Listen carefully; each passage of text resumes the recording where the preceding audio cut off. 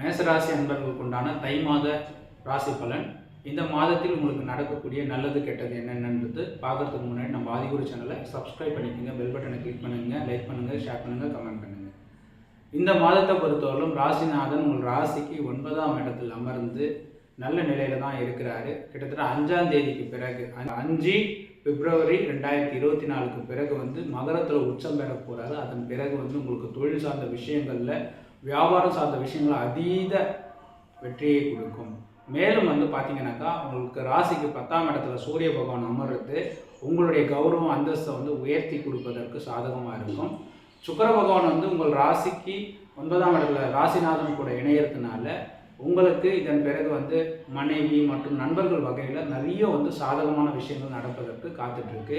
உங்கள் ராசிக்கு 12ஆம் இடத்துல ராகு இருக்கிறதுனால தேவையில்லாத பொருள் விரயத்துக்கு இன்வால்வ் ஆகாதீங்க.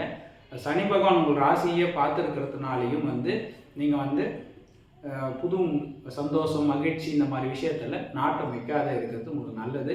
11ல் சனி இருக்கிறது நல்ல லாபகரமான விஷயம்தான். ஆனால் இருந்தாலும் பாதக சனி எப்பொழுதும் கவனம் வச்சுட்டே இருங்க. பாதகத்தை ஏற்படுத்துவார். தேவையில்லாத முதலீடு, தேவையில்லாத ஆசைப்படுறது, தேவையில்லாத நண்பர்கள் சேர்க்க வச்சுக்கிறது அவாய்ட் பண்ணுறது உங்களுக்கு நன்மை ஏற்படுத்தும். இந்த மாதத்தை பொறுத்தவரைக்கும் சந்திராஷ்ட தினமாக மேசராசிக்கு 3ஆம் தேதியிலிருந்து 6ஆம் தேதி வரைக்கும் சந்திராஷ்ட தினமாக கருதப்படுது.